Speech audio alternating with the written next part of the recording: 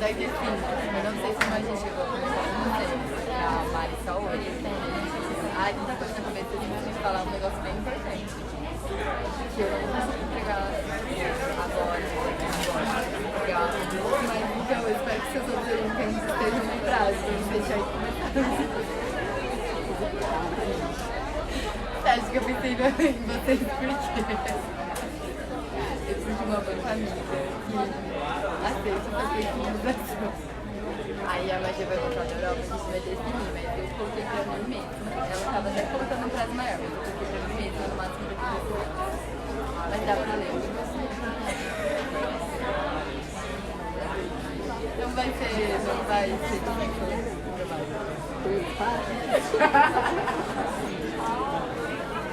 Exato, estamos sem pior que encomenda. Não, eu já falei pra Magia que ela vai pro céu, só que tá me orientando, né? Porque não tá fácil. Tá difícil esse semestre pra mim. Trabalhando o dia inteiro, em dia muito. É complicado. Mas vai dar certo. Porque eu tenho professores que me apoiam. Mesmo com as tripulhadas, vamos dizer assim. Mas aí você me confirma na quinta,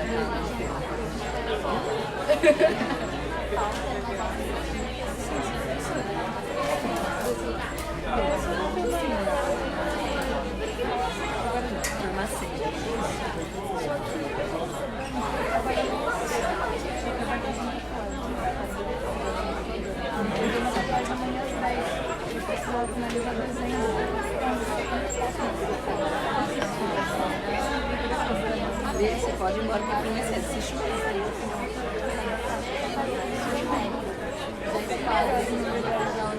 eu precisava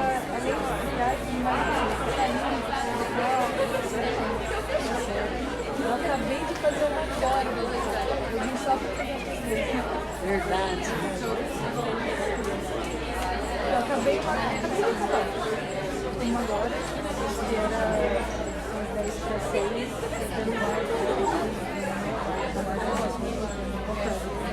eu marcado Tu acha do que você vai fazer? Fala aí, mas vai me convencer.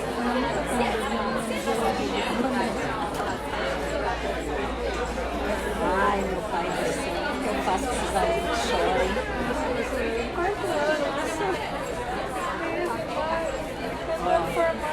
Vou liberar pra você, se você vai assistir ao vivo, vai ser transmitido, você fica assistindo lá na sua casa, tá bom? Pega pro Lucas lá o endereço, depois você assiste. Se você não puder assistir hoje, depois você assiste a transmissão.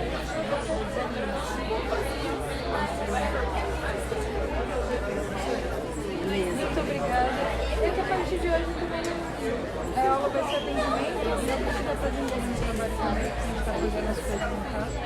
Tá bom. Aí a partir daí eu estou preparando. Que vir, né? Obrigada, professora.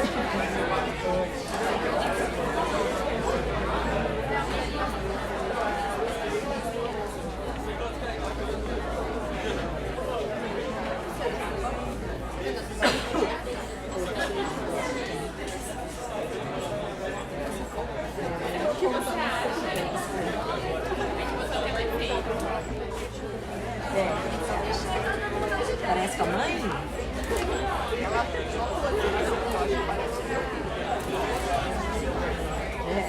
Cara, igual a minha, né, cara? Vai descendo aí, vai pegar comida agora.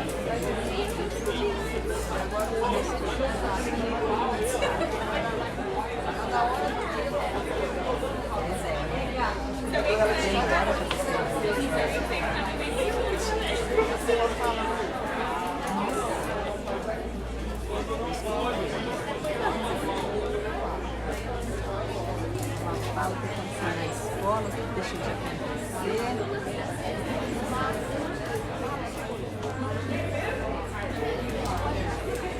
Meu filho ia buscar e ele não foi na escola. Tudo bem. Só.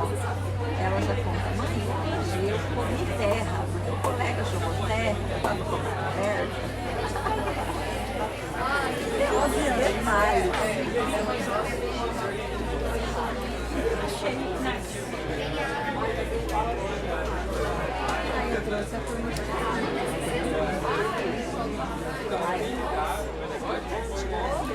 tema que é geral, vamos lá.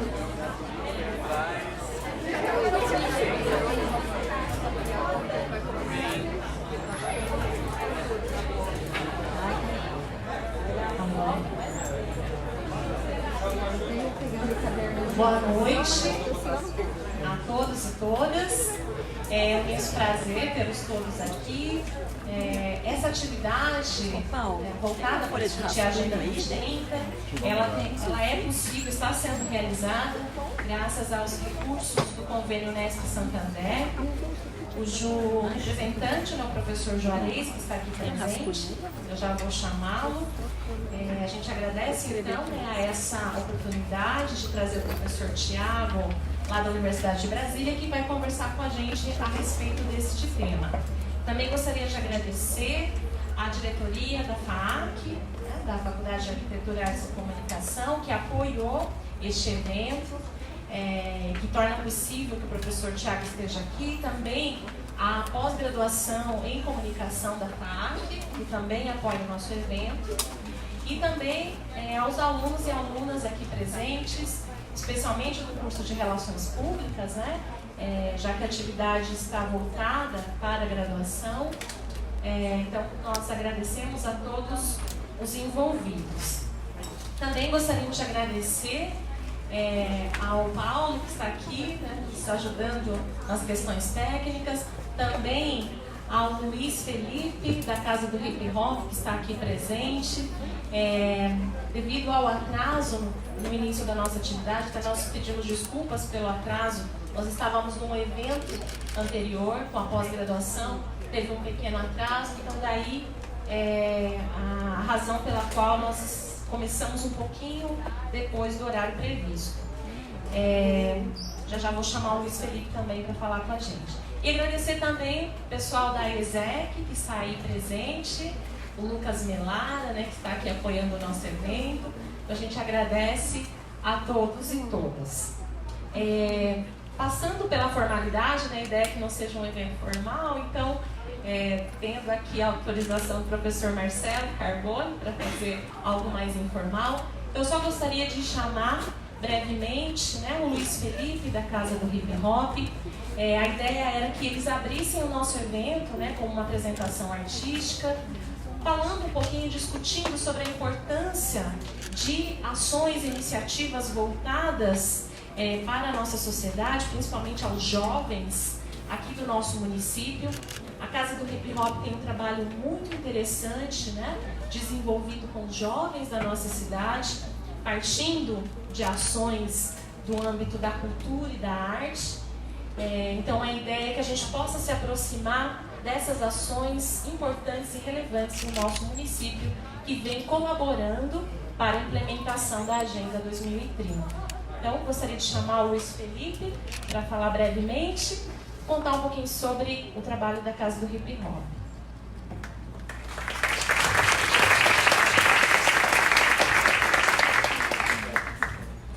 Boa noite a todos. Antes de começar, eu também queria agradecer a professora, em nome da Casa do Hip Hop, pela oportunidade concedida aqui para a gente poder falar um pouco das nossas experiências ao longo desses anos aí e de tudo que a gente pretende fazer também, né? A Casa do Hip Hop de Bauru, do jeito que funciona hoje lá na estação ferroviária, ela funciona desde 2015, mas ela é o resultado de pelo menos 20 anos de luta e de militância de pessoas de Bauru envolvidas no movimento hip hop. O nosso trabalho consiste em tentar fazer a democratização da educação, tentar oferecer para os jovens pretos de periferia um pouquinho das oportunidades que o Estado negou sistematicamente ao longo das vidas deles, das nossas, né? Embora não seja mais jovem, fui também um menino preto de periferia e o Estado foi muito negligente comigo, por onde eu entendi que a gente precisava se mobilizar. Então a Casa do Hip Hop, ela é um conjunto de coletivos que trabalham em separado, mas que também juntos formam a Casa do Hip Hop. A gente tem o trabalho das meninas que compõem a frente feminina do hip hop, que são mulheres de periferia e negras tentando fazer esse trabalho de conscientização. E a gente tem também a Biblioteca Móvel Quinto Elemento, que democratiza o acesso à informação. Fazemos distribuição e empréstimos de livros lá no Calçadão, no centro, aos finais de semana, e também participamos em eventos maiores, assim, quando a prefeitura nos convida.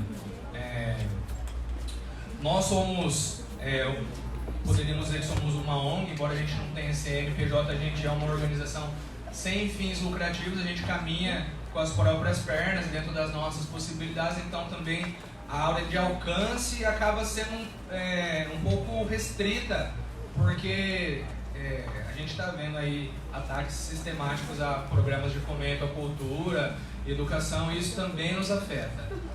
Mas de uma forma geral, a gente costuma dizer que a gente só existe porque resiste e não faremos diferente, né, em relação a esse governo federal e ao governo do estado também. De uma forma geral, a gente vive apesar dos governos, né? E o nosso trabalho vem sendo desenvolvido dessa forma.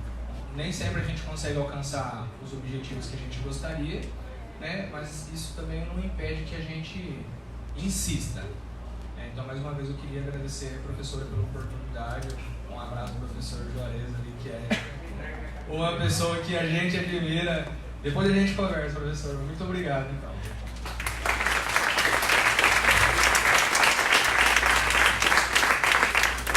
Obrigada, Luiz. Também passo a palavra, então, à ESEC, que pediu uns minutinhos para falar. A ESEC é uma instituição internacional, sem fins lucrativos, né? Está no mundo todo e vem trabalhando com a implementação da Agenda 2030. Oi, gente, boa noite. Meu nome é Mika, eu faço design aqui na Unesp, em Bauru. E eu também faço parte da organização ESEC, que é uma organização sem fins lucrativos mundial. E primeiro queria agradecer o espaço que está dando pra gente, falar aqui um pouquinho. E a ESEC, ela trabalha com intercâmbios diretamente ligados às ODS, que é as coisas que a gente vai estar vendo hoje na palestra. Então, você pode estar realizando intercâmbio, por exemplo, no Peru, para fazer um projeto de igualdade de gênero, ou trabalhando com a qualidade de educação na Argentina. Enfim, a gente trabalha com vários países, com vários ODS. Então, a gente vai estar aqui fora, virando a esquerda aqui depois, para vocês estarem falando com a gente também, tirar qualquer dúvida. Também vamos estar passando uma lista, não sei onde está agora. A gente vai passar uma lista para vocês colocarem seu nome, contato, que a gente pode estar falando também depois com vocês por WhatsApp mesmo e tirando todas as suas dúvidas. Tá bom? Obrigada e aproveitem a palestra. Muito obrigada.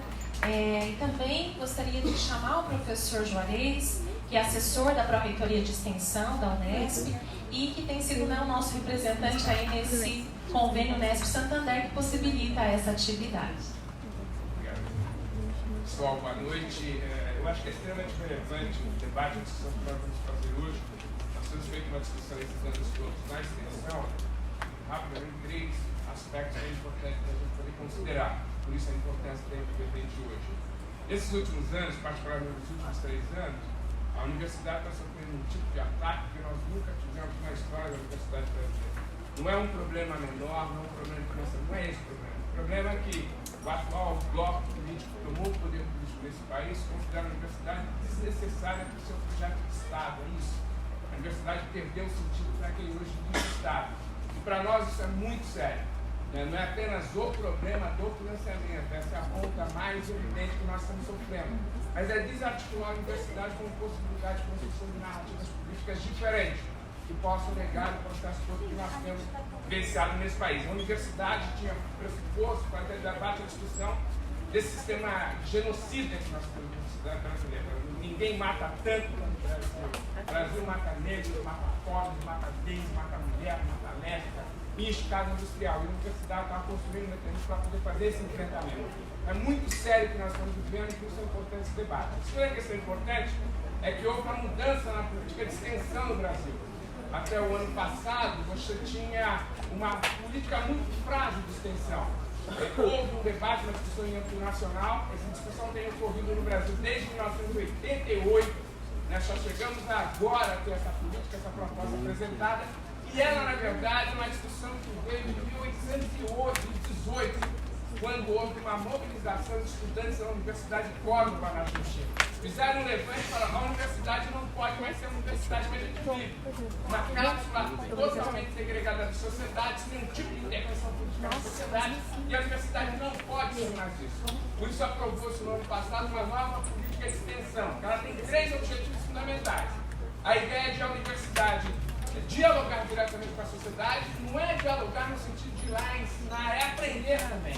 Aprender muito com a sociedade. Segundo, trazer as metodologias dos movimentos sociais que estão desenvolvendo atividades importantes fora da universidade. E terceiro, que eu acho fundamental, ter as pessoas desenvolvendo atividades na universidade, movimentos sociais. Por que isso? Aqui foi apresentado um pouco de uma cápsula dessa criatividade, que é o caso do hip hop. Mas os movimentos sociais estão à frente da universidade que nós nos encontramos, a universidade da sociedade. E a terceira questão que eu acho importante, fundamental, é que nós conseguimos apresentar mudanças importantes na universidade nesses últimos anos. Eu gosto de brincar o seguinte: agora que nós temos, por exemplo, mais mulheres na universidade, esse ano nessa universidade, pela primeira vez, entraram 54% de mulheres. Para vocês terem uma ideia, nós tínhamos 10% de mulheres no vestibular de 2010. As mulheres entraram mais em todos os cursos dessa universidade, todos, exceto 2 cursos que depois a gente conversa um pouco sobre isso. Mas é a primeira vez que você tem mais mulheres na universidade. Nós fizemos a aprovação de quantas universidades que entram na universidade esse ano? 900 e poucos. 900 e poucos. Fizemos uma comissão. Nunca teve tantos pretos que entrar na universidade dessa forma. E nunca entraram para as pessoas de escolas públicas. Então, agora que a universidade está fazendo essa mudança, resolveram acabar com a brincadeira. Resolveram fechar o partido, resolveram fechar o prêmio. Então é importante a gente fazer esse debate, essa discussão, para que a gente possa ter uma dimensão dos desafios que nós temos na universidade, em especial nessa universidade. Encerro dizendo assim: a nossa crise é seríssima, é extremamente séria, é uma das crises mais profundas que essa universidade já viveu. E se não houver uma mobilização política social na universidade, nós temos seríssimos problemas em dar continuidade às políticas públicas de inclusão na universidade. É necessário uma participação, é necessário debate, é necessário radicalidade, paixão, tesão, envolvimento, para que essa universidade possa cumprir o papel dela, que é o objetivo número 1 das ODS, contribuir com a redução das desigualdades sociais. Obrigado.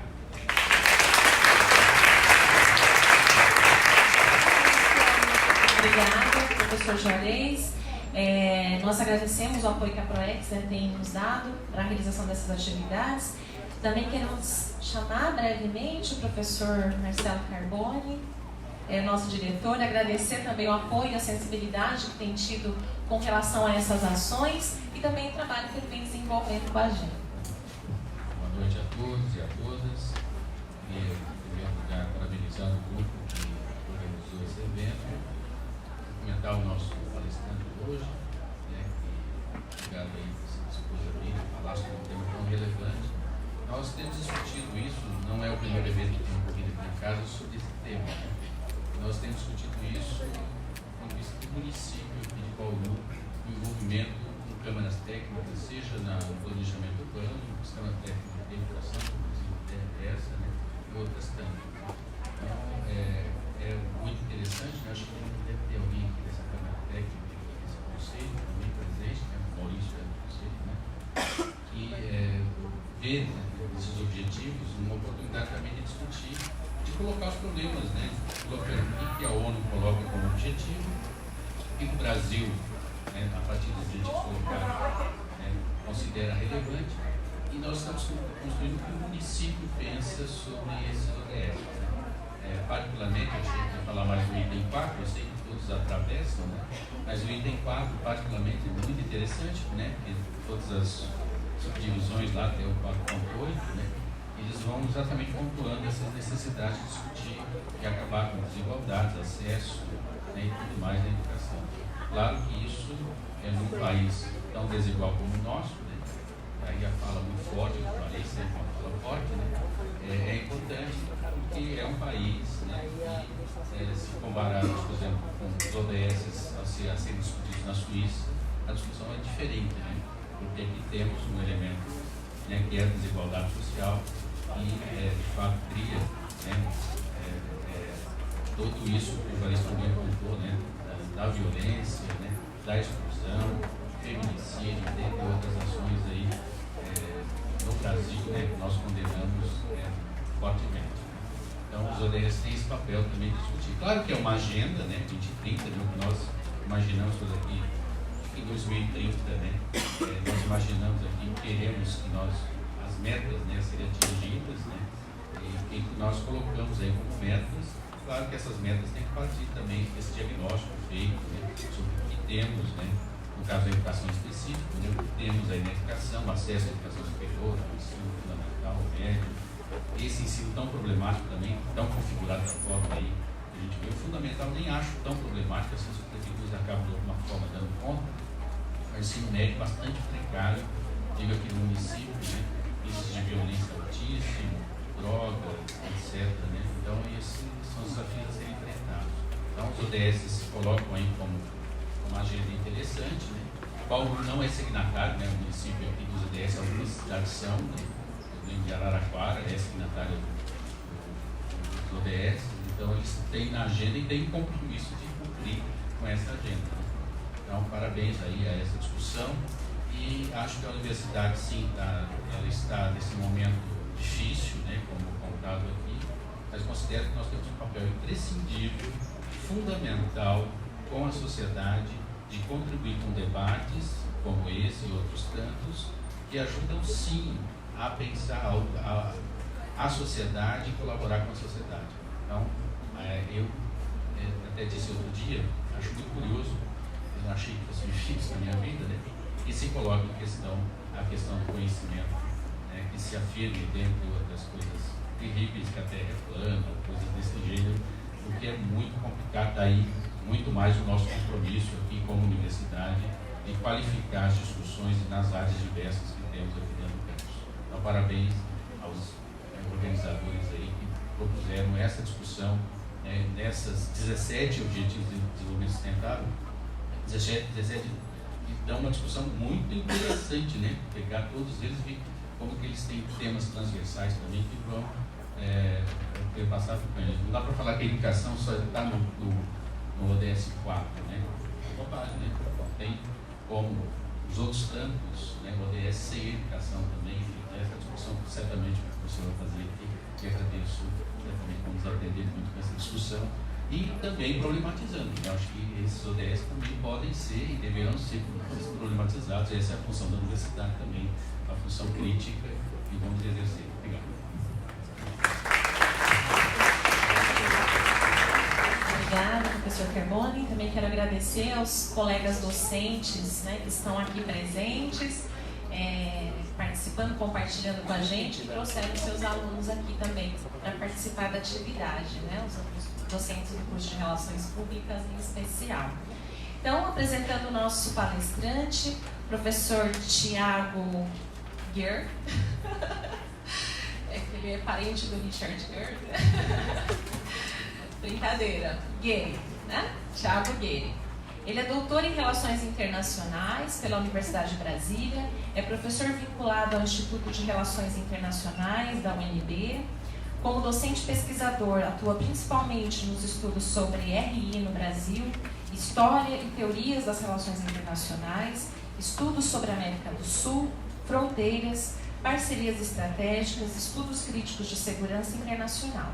É especialista nas relações Brasil-Venezuela. Trabalhou na Presidência da República entre os anos 2012 e 2015, na Cooperação Internacional Federativa e na Comissão Nacional de População e Desenvolvimento. Atualmente desenvolve pesquisas sobre BRICS, Agenda 2030 e os Objetivos de Desenvolvimento Sustentável. Coordena o Programa Especial de Extensão UNB 2030, Sustentabilidade e Desenvolvimento Inclusivo. Então, nós passamos a palavra ao Tiago, agradecemos a sua presença e boa palestra a todos.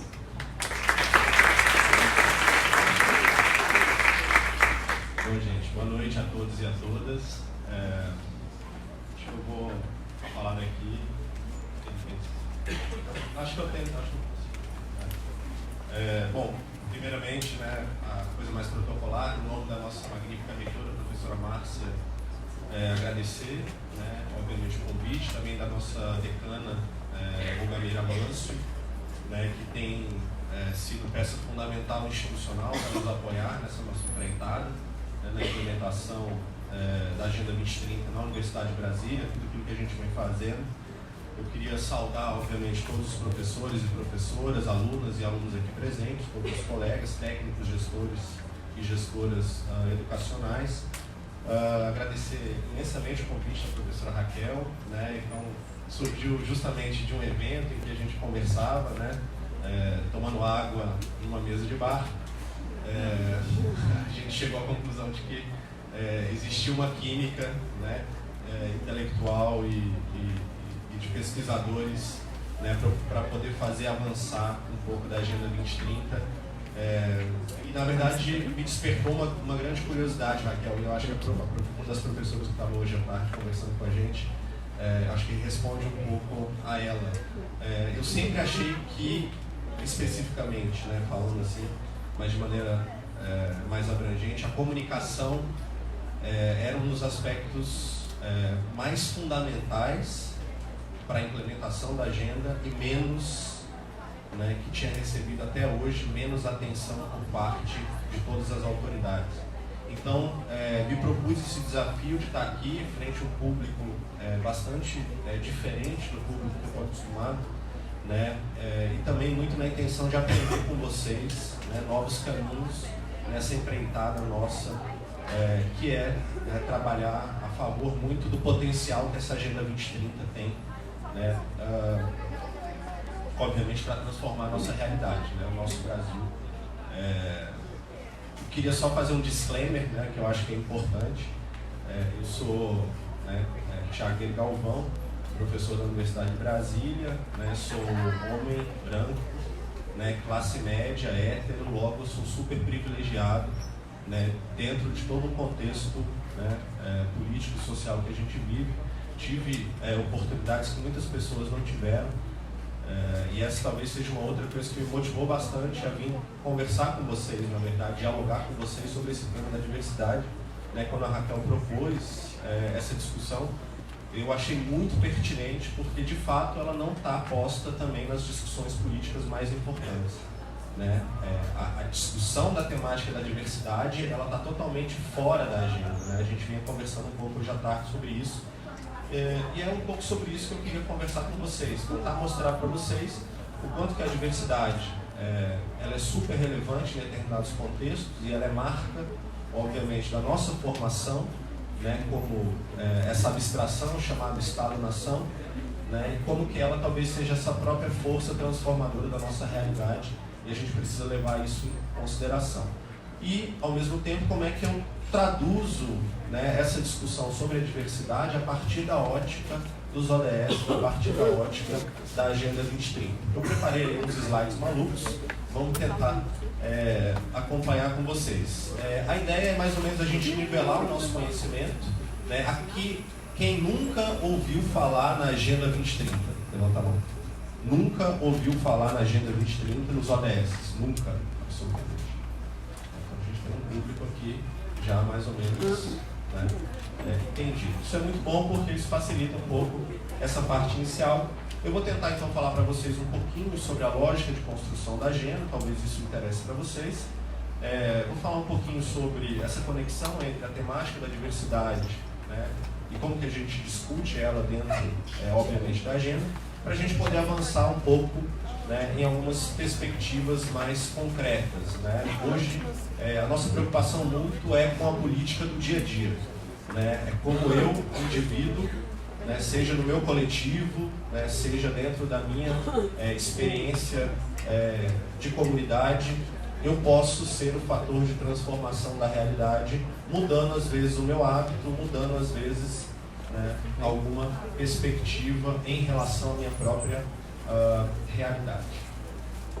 Bom, como vocês muito bem sabem, né, o nosso público parece já bastante entendido na agenda, a gente teve um processo histórico fundamentalmente longo, né? Então essa é uma marca bastante importante para mostrar algumas coisas para a gente, óbvio, né? A primeira delas é o processo de complexificação. Se você fizer uma comparação, antes você teve aí uma agenda global que rodou entre 2000, né, e 2015, que possuía apenas 8 objetivos, tá? Com 21 metas, no máximo aí 60 indicadores para você tentar medir tudo aquilo que foi proposto pelas Nações Unidas, tá, para os países. O Brasil apresenta o seu relatório dos ODMs em 2015, consegue avançar algumas coisas muito interessantes, mas a grande maioria dos objetivos ficou estacionada, ficou perdida no éter. Né? De fato, a gente não teve um impacto tão positivo assim em relação à implementação dos ODMs. Tá?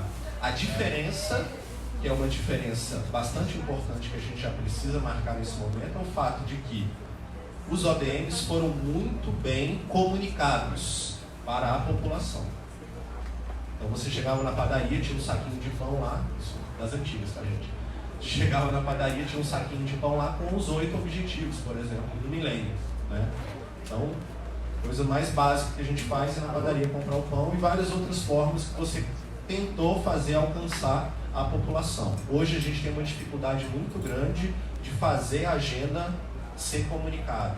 Então, para aquelas pessoas que trabalham com comunicação social, eu vejo um potencial enorme em conhecer a agenda e trabalhar estratégias e desenhos institucionais para poder comunicar a respeito da agenda. Então, essa é uma primeira coisa. A segunda coisa que é fundamental, que esse slide mostra para vocês, é o nível de complexidade. Como que a agenda se tornou complexa. Então, agora eu tenho 17 objetivos, 169 metas e mais ou menos 241 indicadores.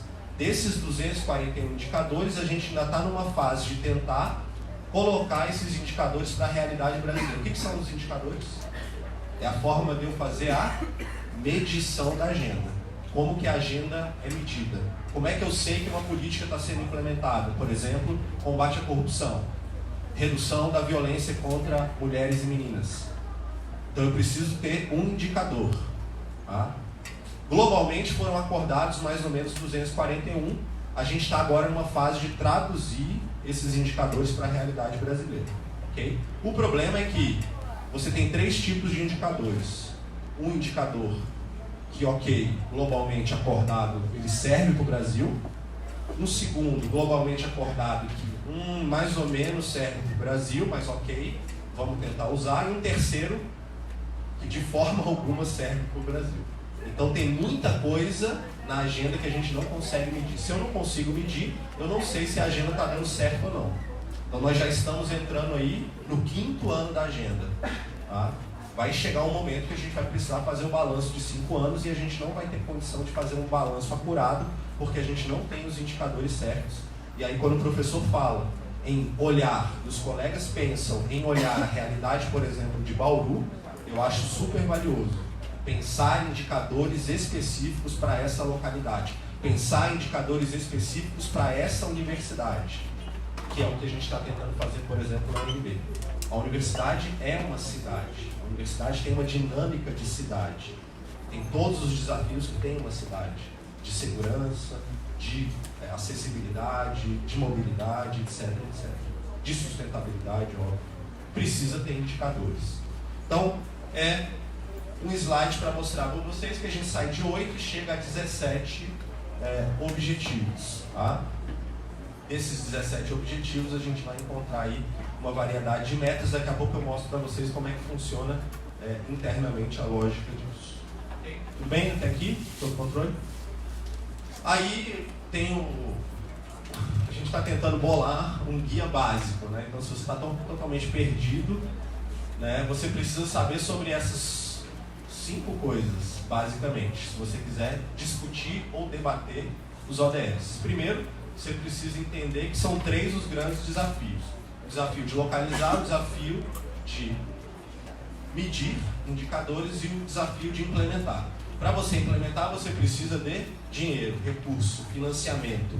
Isso parte dos grandes editais, por exemplo, da União Europeia, aos editais da universidade específicos, por exemplo, para promover pesquisa pesquisa de iniciação científica, etc., etc., para pesquisas alinhadas às temáticas dos ODS. Sem recurso, dificilmente a gente vai conseguir implantar a Agenda 2030 no Brasil.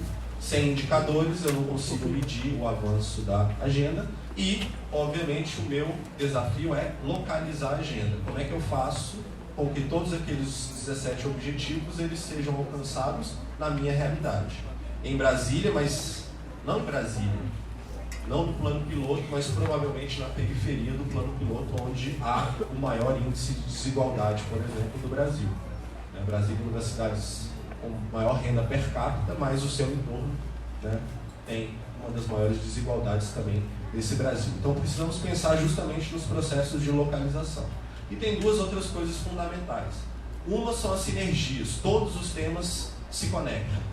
Se eu abro o ODS 5 de gênero, ele vai falar de educação, ele vai falar de mudança climática, ele vai falar, por exemplo, de combate à corrupção, ele vai falar de, ou seja, representatividade. Então existem sinergias entre eles. Eu preciso entender o que são essas sinergias, quais são essas sinergias, quais são os contatos.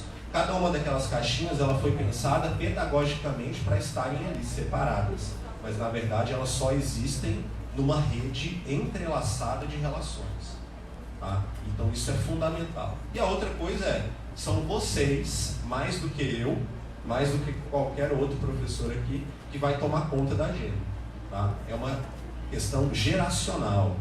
São vocês que vão entrar para o mercado de trabalho e vão ser demandados para usar a linguagem dos ODS, para entender a agenda, para instrumentalizar a agenda, para, obviamente, trabalhar dentro da agenda, se for o caso. Então é importante que vocês se apropriem da agenda. A minha geração vai fazer um outro processo de acompanhamento e implementação. Mas quem vai estar na linha de frente da agenda, trabalhando diretamente com elas, provavelmente são vocês, porque ela vai rodar até 2030. Então é uma sugestão para vocês, realmente se apropriem da agenda. Eu acho que vai dar um caldo profissional bastante interessante para vocês. Aqui só para tirar um pouco da onde que a gente está trabalhando em Brasília, né? O grupo que a gente tem lá de professores, alunos, alunas, né? Orientandos, né? Algumas inspirações são muito claras, né? Então, Bell Hooks, né? Obviamente, coloca muito essa possibilidade, né? De como que por exemplo, por que um professor branco está falando ou está querendo discutir gênero, está querendo discutir raça, né? Muito nessa perspectiva de ser um aliado, de ser um educador que visa, obviamente, auxiliar no desenvolvimento de uma agenda, né? Uma discussão em relação, por exemplo, à precarização dos corpos, que traz a Judith Butler, e que está muito presente naquilo que a agenda visa alcançar até 2030. Né? Então, muito dos problemas que estão associados às transformações sociais tem a ver com essa discussão que a Judith Butler traz da precarização dos corpos, ou seja, da insegurança, da desesperança. Então, quando o professor Juarez faz o discurso dele aqui, né, eu acho que demonstra muito o contexto que a gente vive hoje, né, de como que, né, os governos eles acabam tomando conta da sociedade, da população e gerando esses processos de insegurança e desesperança. E alguns desses governos, né, eu diria que o governo do Rio de Janeiro hoje está muito, né, muito forte essa ideia da necropolítica, uma política, né, voltada justamente para a morte, principalmente da população negra, para o encarceramento em massa da população negra. Isso tem muito a ver com o conceito. Então essas são três inspirações muito importantes, né, que eu trago só realmente para compartilhar com vocês, da onde a gente pode tirar ideias interessantes, ideias importantes para discutir o tema da diversidade na agenda. Tá? Porque a agenda em si é um documento político. Tá? A gente precisa problematizar a agenda como um todo. E dentro dessa problematização, né, não há nada mais candente do que o próprio lema que a agenda apresenta, né? Não deixar ninguém para trás. A agenda foi constituída em 2015 com esse lema. E toda a discussão que a gente faz hoje é quem está ficando para trás na agenda. Então, quando a gente quer discutir diversidade e Agenda 2030, a gente tem que saber exatamente quais são as lacunas que a agenda tem, obviamente, produzido, promovido. E aí, atuar, trabalhar com a comunidade, trabalhar com os alunos, trabalhar via pesquisas, tornar a universidade, né, o caminho para transformar a realidade. É óbvio, a agenda não é perfeita, a agenda é um documento, um compromisso político, mas é um compromisso bastante interessante, politicamente falando, né? A gente pode chegar ao ponto de pensar a agenda como uma utopia, tá? Então a gente tem discutido a agenda como uma utopia, e como toda utopia, ela é inalcançável, não é verdade? Porém, e aí, só para, né, quebrar o seu anticlímax aqui, o mais importante não é alcançar a agenda. O mais importante é o caminho que a gente vai fazer para alcançar a agenda. Porque é o horizonte da utopia. Ele vai estar sempre se distanciando na medida em que a gente chega perto dele. Então são vários os que vão falar em Eduardo Galeano falando sobre utopias como horizontes, por exemplo. Esse documento é um documento oficial das Nações Unidas, especificamente sobre a água, mas que mostra para a gente algumas realidades bastante importantes. Olha só o diagnóstico que faz o documento, e que a gente conversava mais cedo. Muitos dos indivíduos mais pobres e desfavorecidos de todo o mundo não são reconhecidos ou contabilizados como parte do sistema formal e, o que é ainda mais importante, encontram dificuldades em obter acesso a serviços básicos, pois não têm endereço físico e por isso permanecem escondidos ou perdidos em estatísticas agregadas. Isso serve para tudo, gente. Existe um processo claro de invisibilização de vários grupos populacionais, tá? E aí, falando do nosso Brasil, isso é candente. Grande parte da nossa população está sendo invisibilizada por vários desses processos historicamente posicionados aí. O professor Juarez lembrou para a gente mais cedo.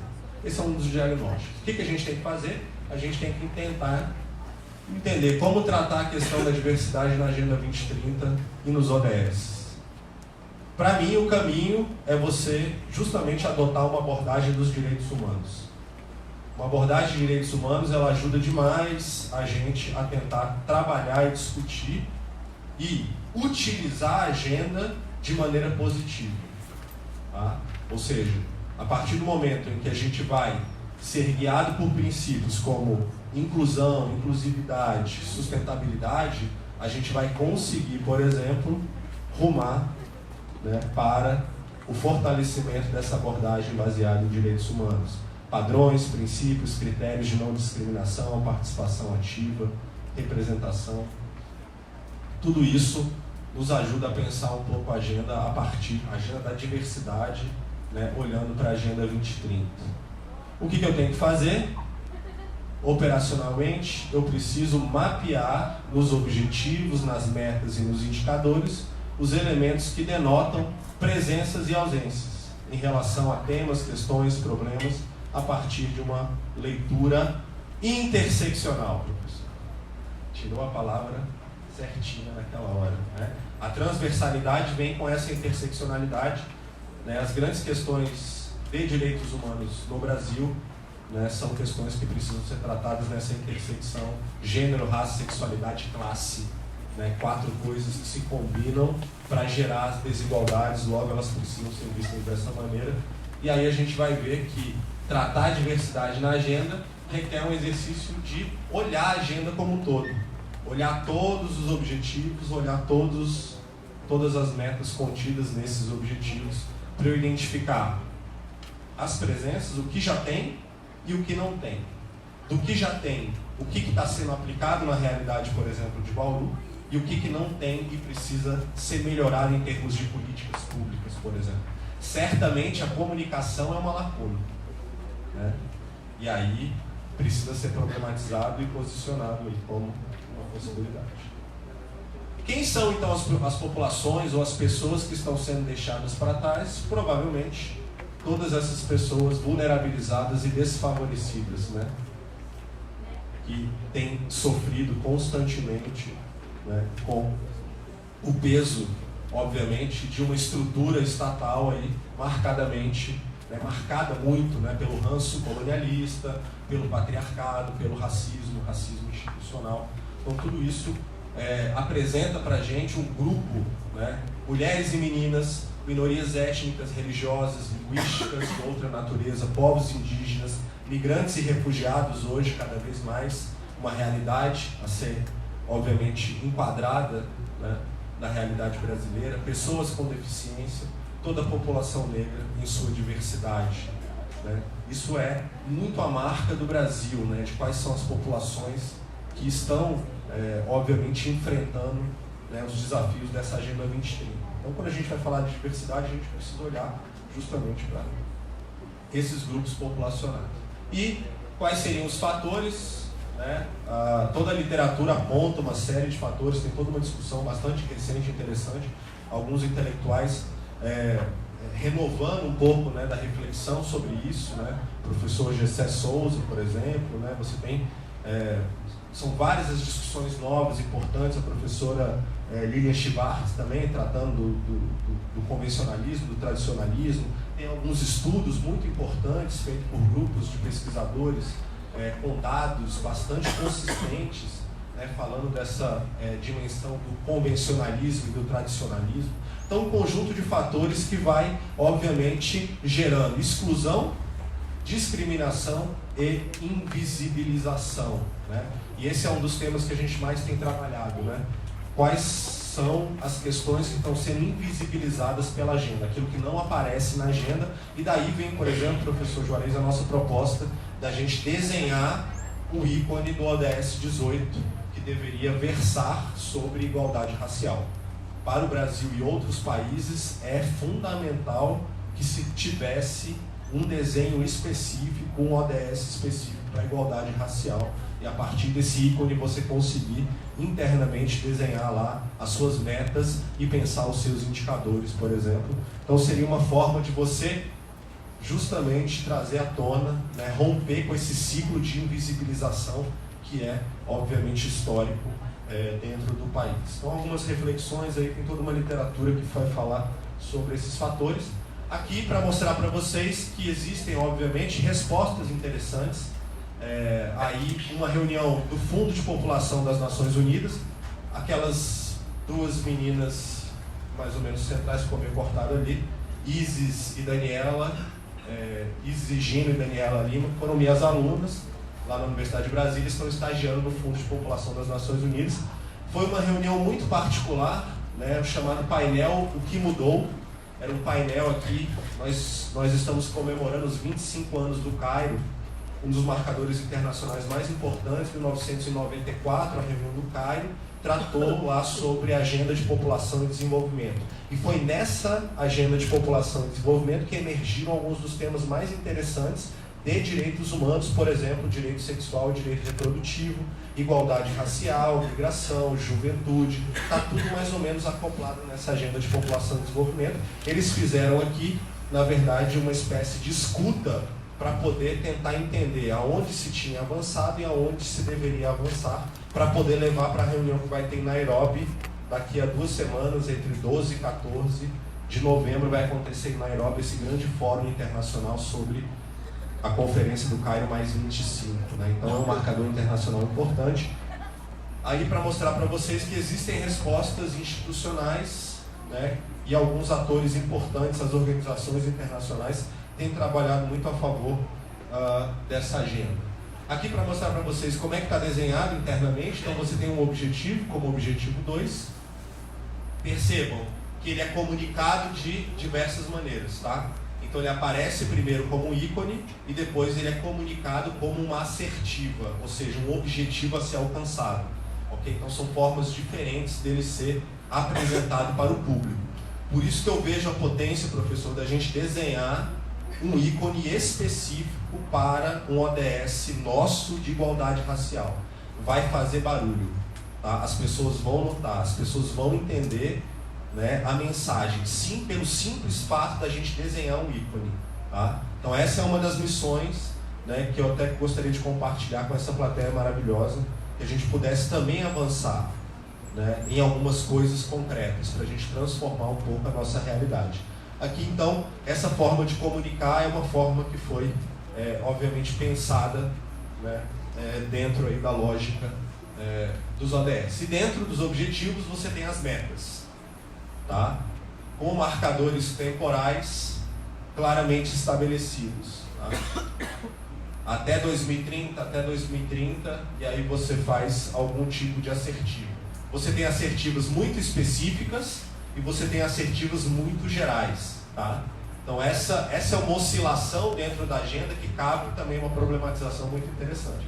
Algumas coisas que são muito particulares, que você provavelmente vai conseguir alcançar, porque elas estão metricamente posicionadas, e outras que são, assim, geral. Eu acho que essa é uma coisa que talvez seja um problema de desenho, de design, tá? De como ela foi pensada. Novamente, ODS 10, redução das desigualdades, as duas metas. O ODS 13, sobre mudanças climáticas, e algumas das suas metas. Vocês vão perceber que todos esses 3 objetivos, eles vão ter justamente, né, uma conexão em torno dessa questão da desigualdade e da importância da diversidade. Como que as mudanças climáticas vão atingir sempre as populações mais vulnerabilizadas. Por exemplo, como que as desigualdades são marcantes muito mais para as populações vulnerabilizadas, aquele grupo populacional que eu mostrei para vocês. Como que a fome é um problema, obviamente, que afeta muito mais as populações vulnerabilizadas no globo, mas particularmente no Brasil. A outra questão que me motivou, professor, até peço desculpa de não ter usado o ODS 4 como exemplo, mas porque, infelizmente, o Brasil voltou para o mapa da fome. Semana passada o IBGE detectou a ampliação do gap entre os mais ricos e os mais pobres do Brasil, ou seja, ampliou a desigualdade no Brasil. E nós não vivemos mais uma crise climática, nós vivemos uma emergência climática ambiental. Isso já está detectado nos últimos relatórios das Nações Unidas, do IPCC, etc. Então são 3 temas que hoje são os temas fundamentais e que tem muito a ver com a discussão, mas eu concordo que, né, a educação, para a gente, dentro da universidade, ele é fundamental. Tudo bem, gente? Tranquilo até aqui? Conseguindo? Aqui é a lógica interna, e aí a pergunta, nessa discussão do Brasil e Agenda 2030, está lá, ó. O Brasil vai conseguir não deixar ninguém para trás?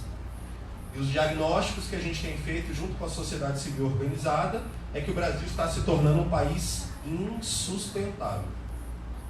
É só a gente pegar tudo que está acontecendo em termos, por exemplo, das práticas, né, dos marcos legais relacionados ao meio ambiente, todos os recentes desastres ambientais, né, impactos de grande, altíssimo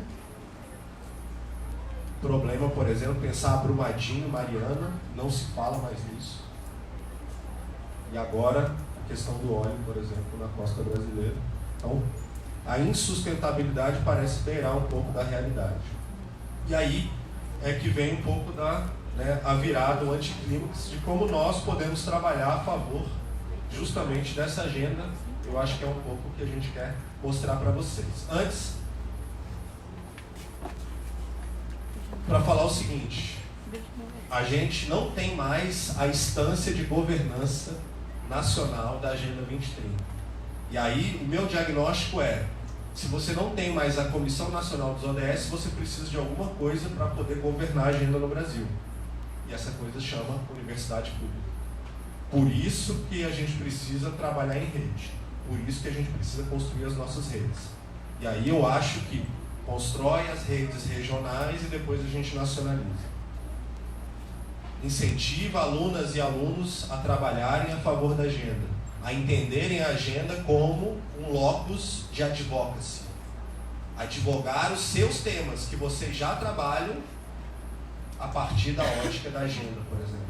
Isso é bastante valioso. Então a gente teve uma comissão nacional, foi criada em 2016, ficou operativo 2017, 2018, e aí, via decretaço, né, que decretou a extinção de várias comissões, incluiu aí a Comissão Nacional dos ODS. Tinha toda uma lógica de funcionamento, tinha lá a nossa representação Andifes, que nunca pautou a discussão dentro da Comissão Nacional dos ODS, infelizmente. Mas a gente ainda tem chance de recuperar isso no Andifes. Isso é um exercício político. Mas está lá, todo o desenho, tem só um pé de página, a forma como foi feita a eleição, ou seja, a escolha dessas entidades foi bastante marota, para não dizer outra coisa, para não dizer antidemocrática. Criaram uma cláusula de barreira, por exemplo, todas as organizações, para fazer parte, precisariam ter um CNPJ. Alguma organização social com CNPJ por aí? A grande maioria das redes, das associações, né, não possuem CNPJ. Quem já estava trabalhando com a agenda, logo se criou uma cláusula de barreira que impediu que você tivesse de fato uma representação democrática. E aí cabe então à universidade fazer esse trabalho de desenho, né, de traduzir, de transformar, de assimilar, de disseminar. Nós temos aí um potencial gigantesco, gente, tá? Como alunos, professores, pesquisadores, pesquisadoras. Nós temos que traduzir aquilo que as Nações Unidas apresentam para a gente em relação a objetivos e metas. A gente tem que traduzir isso em boas práticas, a gente tem que traduzir isso na localização dos ODS aqui para a nossa realidade, para a nossa comunidade. A gente tem que transformar isso, por exemplo, em um desenho de política pública adequado. A gente tem que entender o que está faltando para propor uma política pública favorável, ou tentar melhorar uma política pública que já existe. A partir daí a gente consegue, por exemplo, pensar em construir capacidades. Um outro papel fundamental, por exemplo, da universidade, formar quadros sensíveis à agenda. Mostrar que a agenda tem um potencial para ser trabalhado a favor das diferentes temáticas, incluindo aí, obviamente, a temática da diversidade. Criar os caminhos para aquilo que a gente está chamando hoje do bem viver, da qualidade de vida, né? Então a gente tem enfrentado um desafio muito grande, inclusive dentro da universidade, em relação à saúde em geral das pessoas que convivem na universidade, né? Saúde mental, etc, etc. Então vejo que existe um potencial bastante importante de usar a agenda a favor dessa melhoria na qualidade de vida. E aí, assimilação da agenda, disseminação, e aí entra, por exemplo, o papel da comunicação em disseminar de maneira qualificada as informações, né? Hoje a gente enfrenta essa coisa das fake news, né? O mundo da pós-verdade, né? Mas, na verdade, a gente precisa se preocupar com a qualidade da comunicação que a gente faz em relação às informações, etc. Para que vocês entendam, existem 3 formas da gente capturar aí, né? Como que a gente presta conta da agenda, né? Tem 3 formas, né? Globalmente, todo julho se reúnem nas Nações Unidas os representantes dos principais países para mostrar para a comunidade internacional o que eles estão fazendo com a agenda, tá? Normalmente a gente vai chamar isso de um relatório voluntário nacional. Ok, é voluntário, né? Mas é muito importante o país apresentar aquilo que ele está fazendo em relação à implementação da agenda, politicamente. Tá? O que o Brasil faz? Apresenta o seu primeiro relatório em 2016 com dados compilados, né, dos anos anteriores, e aí quando chega esse ano, que deveria ter que apresentar novamente o seu relatório voluntário, declina de fazê-lo. Por quê?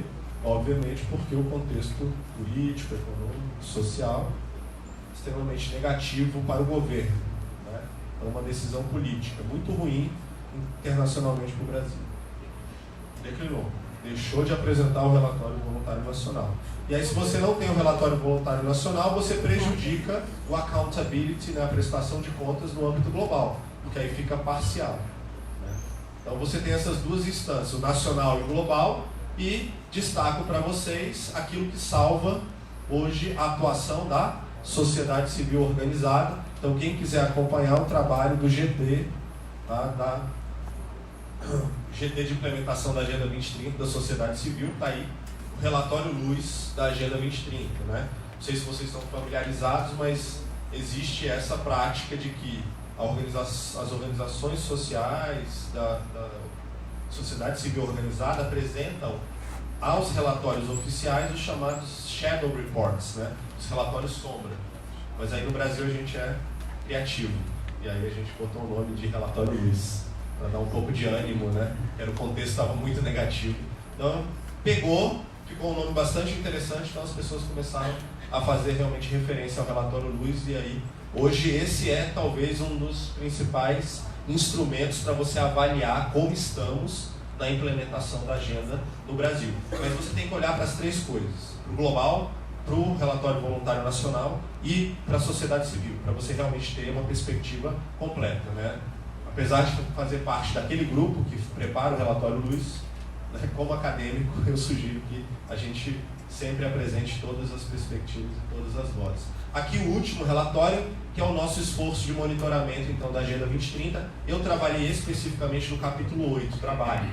Né? Então a gente preparou o capítulo 8 sobre trabalho, com resultados muito negativos, obviamente, muito concentrado na reforma trabalhista, super negativo, né, as consequências da reforma trabalhista. Então isso impactou negativamente no nosso diagnóstico da implementação da agenda no Brasil, particularmente do ODS 8. Esse é o nosso esforço de monitoramento. Então essa é uma outra coisa que institucionalmente, por exemplo, professores, pesquisadores podem abraçar, né, podem participar. Okay? Isso é um exercício de cidadania, de esforço da nossa sociedade de tentar melhorar a nossa realidade. Então, fundamental, né? A gente ter essa articulação, essa capacidade de trabalhar juntos. E aí, o esforço, por exemplo, de comunicar a Agenda 2030. Né? Então, fiz esse recorte particular para essa nossa audiência aqui, para mostrar para vocês o seguinte: o nosso GT, o nosso grupo de trabalho da sociedade civil, preparou uma peça publicitária muito preocupada em divulgar justamente alguns aspectos relacionados à agenda. Então a gente criou uma campanha de sensibilização em torno da Agenda 2030, com um foco, por exemplo, na diversidade de gênero.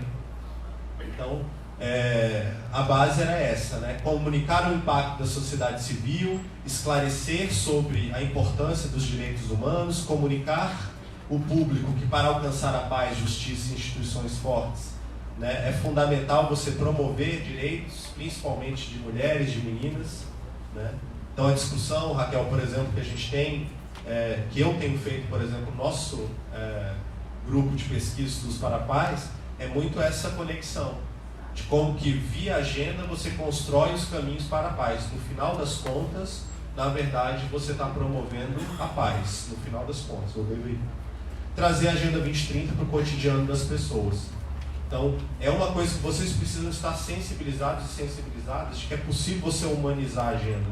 A agenda é um compromisso político, parece um pedaço de papel às vezes, parece uma coisa meio fria, mas ela tem, nós temos que humanizar a agenda, nós temos que olhar a agenda e entender o quanto que essa agenda ela serve ao meu propósito, à minha luta, né, aquilo que eu trabalho, a minha pesquisa, etc.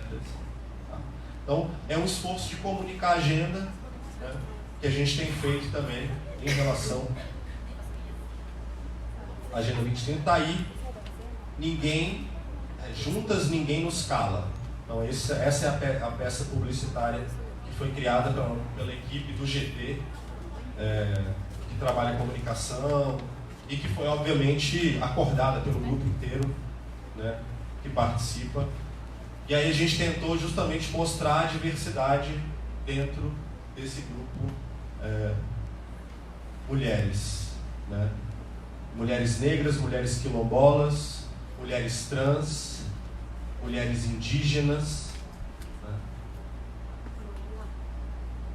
Então a ideia é essa: pegar a agenda, e é isso que a gente precisa entender que é possível fazer. Você pega a agenda como um gancho para você trabalhar talvez uma outra coisa, aquilo que você está realmente interessado, que é falar sobre diversidades, etc. Então, ficou bem bacana. É uma agenda que está totalmente em operação agora, ou seja, ela está acontecendo. Se alguém tiver interesse, eu passo os contatos. Eu acho que está super... E aí um passo a passo, um roteirinho, né, aí para colegas professores, professoras, pesquisadores, pesquisadoras, alunas, alunos, né, qual que é o esforço aí para a gente tentar implementar a Agenda 2030 nas universidades? Eu faria essas 7 coisas, né? A gente pode fazer mais, a gente pode fazer menos, mas eu faria essas 7 coisas. Primeira coisa que eu faria é mapear o que já existe, o que vocês já têm, já fazem, e que talvez parece que tem alguma coisa de Agenda 2030. Essa é a primeira coisa que vocês precisam fazer, um diagnóstico de vocês.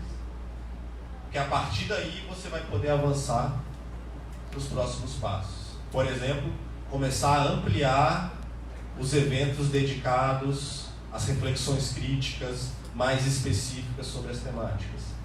Trocar as experiências com outras instituições que estão fazendo mais ou menos a mesma coisa. O pessoal da IESEC está fazendo já um trabalho bacana, né, que está aí. Já alinharam, já tentaram alinhar, já fizeram esse esforço, né? Eu estive com eles lá em Brasília, acho que em setembro, fiz uma conversa com eles. Então, assim, é uma coisa de você realmente alinhar a sua instituição, o seu trabalho institucional, né? E trocar essas experiências, né? Como é que eu posso fazer, como é que eu posso melhorar, por onde caminhar, né? Implementar atualizações institucionais, né? Então, entendo que aqui vocês já fizeram alguma coisa meio que, né, via editais, mas é um caminho natural. Vocês têm que ter um espaço dedicado para discutir a agenda. Tem que ter alguma figura institucional que consiga ter, né, ser a referência, por exemplo, né? Acho que o movimento entre os estudantes, as estudantes, pode ser bem bacana, de pensar, né, um grupo de estudo, um grupo de reflexão, problematizar a agenda dentro daquilo que vocês já discutem, já debatem. Eu acho que o importante era ter um espaço, né? Criar um espaço flexível, né? No sentido de não ser nada muito rígido, mas que tenha capacidade, né? Fluidez, né? Então, tô lendo um cara bastante interessante que é o Enzo, esqueci o sobrenome dele, politólogo, filósofo italiano recente, que fala justamente dessa coisa do design, né? De como que... Ezio Manzini, perdão. Ezio Manzini, vai falando sobre justamente o mundo fluido que a gente está vivendo.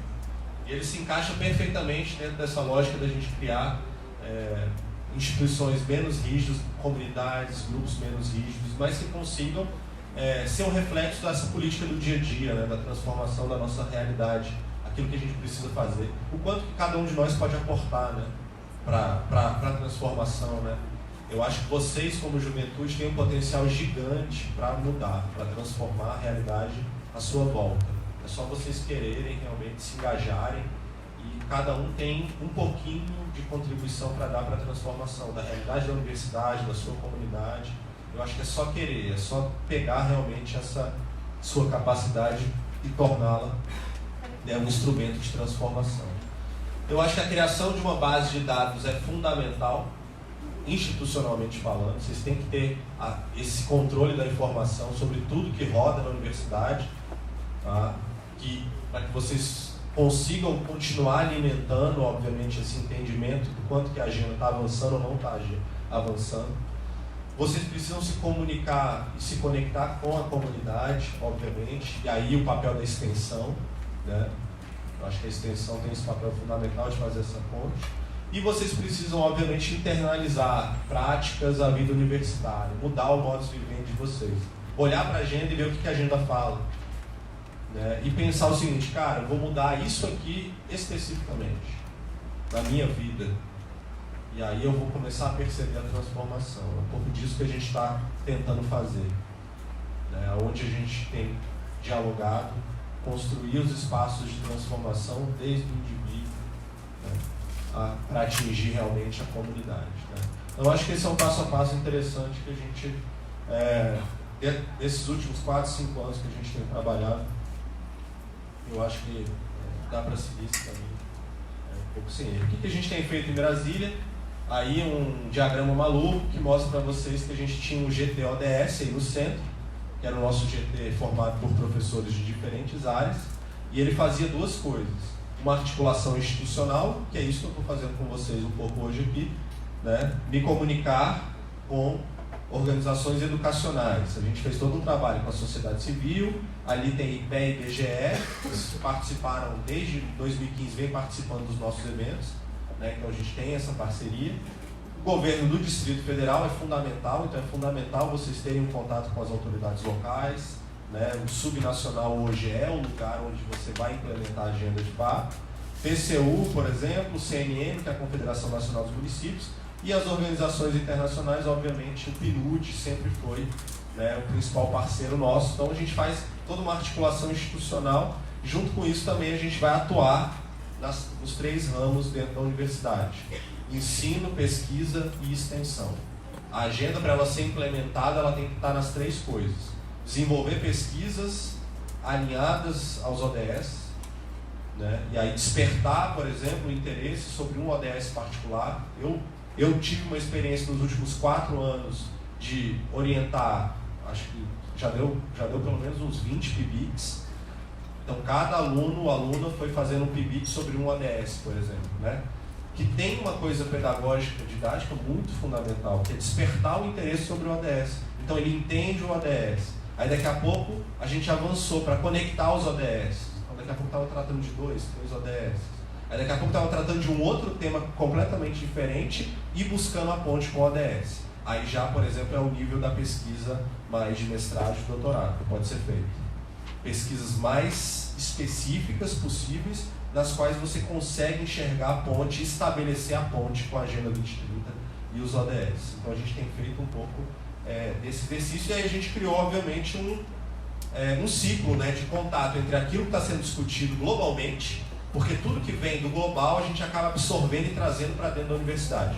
Comunica com os colegas, comunica com os alunos, promove evento, atualiza. Aí volta, por exemplo, via sociedade civil organizada. O nosso relatório Luiz foi apresentado agora, esse ano, lá o 3º, foi apresentado em inglês lá por representantes do nosso GT. Então foi a nossa devolutiva, como academia, como sociedade. Então nós impactando diretamente, por exemplo, o contexto internacional. E aqui uma outra lógica para ver aonde vocês podem trabalhar. Por exemplo, professor, a gente tem muito pouco de produção intelectual acadêmica. Muito pouco. Então se cada um daqui sair, né, com essa vibe de querer trabalhar uma meta específica de algum ODS, por exemplo, um PIBIC no mestrado, no doutorado, etc., vai estar contribuindo com algum tipo de produção, um TCC, né? Então acho que produção acadêmica é um problema, produção de conhecimento. Lembrem, não é a universidade só, professor, a ciência está sob ataque. As pessoas, né, duvidam, a Terra é plana, etc., né? Então, as pessoas duvidam da ciência, então, sua capacidade de produzir conhecimento, etc. Então, artigos, análises, né? Realização de atividades, tem toda uma articulação institucional. E aí, a área da comunicação, que a gente tentou fazer o básico, mas eu acho que a gente fez o básico.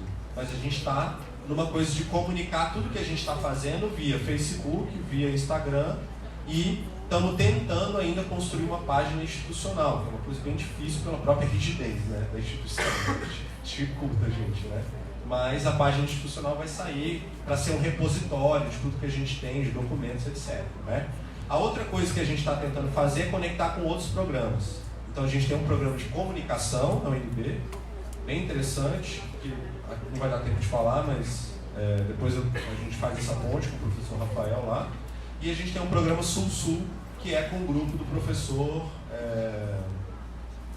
meu Deus, está na UNB agora aí lá. Boaventura de Souza Santos, o grupo dele de Portugal. A gente está tentando, na verdade, construir o caminho para uma universidade do Sul, né? Então a ideia é construir uma universidade do Sul. Tá? É um pouco do propósito desse programa Sul-Sul aí, conectado com o nosso programa da Agenda 2030, né? Então é um trabalho em conjunto. Aqui é o nosso programa especial, o NB 2030, de Sustentabilidade e Desenvolvimento Inclusivo. tem várias coisas, depois eu passo para vocês. Articular uma rede de cooperação. Ah não, a primeira só que é importante, que é um pouco o nosso propósito aqui, né? Então é tentar realmente ter uma rede de cooperação com outras organizações, com outras universidades. A gente faz um trabalho entre os campi também que a gente tem.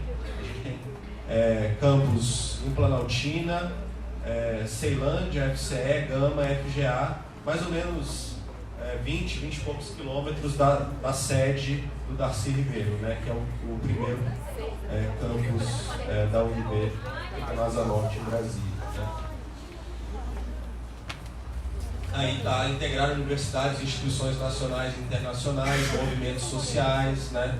Então tem toda uma perspectiva da gente trabalhar em rede, né. Eu acho que essa é uma perspectiva. Aqui algumas das estratégias de atuação, né.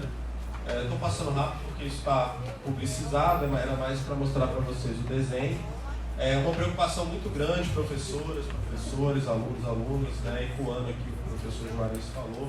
Eu acho que a gente precisa realmente radicalizar na democracia, né? Ou seja, a gente precisa dar um passo a mais e além daquilo que a gente tem feito dentro do quadro democrático, das imperfeições que essa nossa democracia apresenta, mas a gente não pode abrir mão, né, dessa democracia.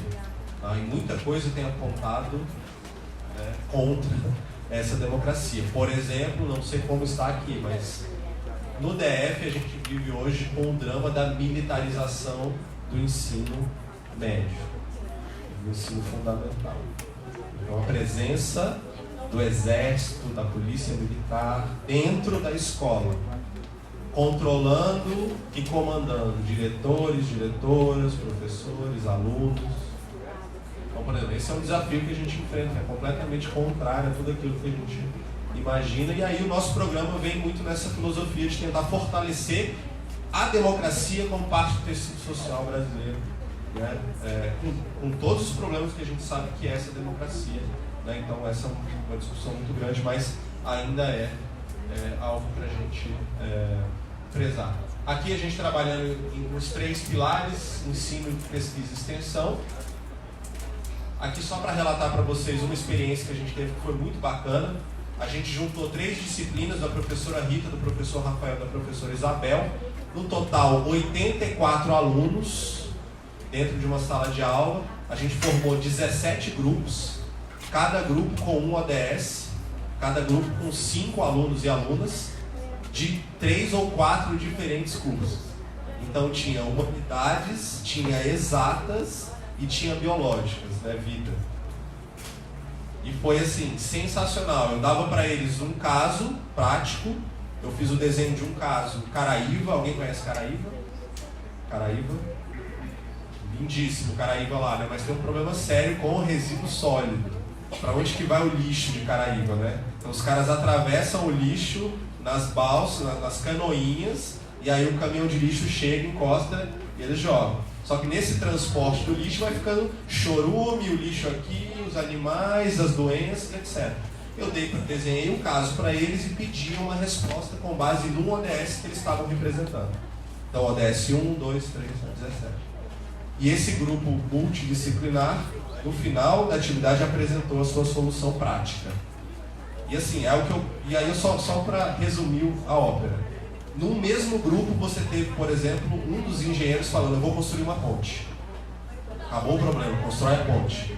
Aí a outra menina vai construir a ponte, qual que é os danos ambientais de você construir a ponte? Vai acabar com o lugar, né? Então assim, esse tipo de debate genial, porque é uma mente exata e a outra mente humana, uma pensando, né, nos impactos da pessoa e o outro pensando na coisa, né, técnica, né, fechada. E no final eles chegaram numa conclusão um pouco, né, melhor entre a ponte, né, e a outra coisa que tinha sido proposta. Então assim, foi, por exemplo, isso aqui é um exemplo de uma prática integrativa que você pode fazer no ensino, juntando diferentes áreas, por exemplo, para usar a agenda para discutir solução de problema, para discutir, problematizar coisas da nossa realidade, daquilo que, né, obviamente nós vivenciamos. Eu levei um problema específico de Caraíva e tal, mas o ideal E a gente, na verdade, fazia essa pergunta, era para a segunda parte da aula, no outro dia da aula, era eles pensarem quais eram os problemas da realidade deles, aonde eles viviam, quais os problemas e como pensar soluções, né? Então, era a continuidade. Aqui é a mesma coisa, aqui o diagnóstico. Aqui um pouco aquilo que eu estava tentando mostrar mais cedo, a lista das iniciações científicas que a gente foi fazendo, ali as pesquisadoras e pesquisadores, e a gente teve muito cuidado de pensar o seguinte: qual que é a conexão com a extensão? Tem conexão com a extensão? Então a grande maioria das pesquisas que a gente estava fazendo já eram de alunos que tinham algum tipo de interface com a extensão. E a pesquisa se desenvolve junto com a extensão, ou ela é fruto da extensão e aí se desenvolve a pesquisa, ou então a extensão vai ajudar ele, né, a chegar em alguns achados aí da pesquisa que ele está fazendo. E a outra coisa fundamental que eu falei para vocês são as sinergias. Então, mesmo debatendo um tema específico, você vai ver que tem sinergias com vários outros ODS. Então, um dos exercícios que a gente fez aqui. E aqui uma outra coisa, que é aquela coisa do mapeamento que vocês precisam fazer institucionalmente. Por exemplo, a gente mapeou todos os projetos de extensão da UNB, e aí chegamos aí por campo, Darcy Ribeiro 63, FCE 21, FGA 6 e FUP 4, tá? Relacionados aos ODS.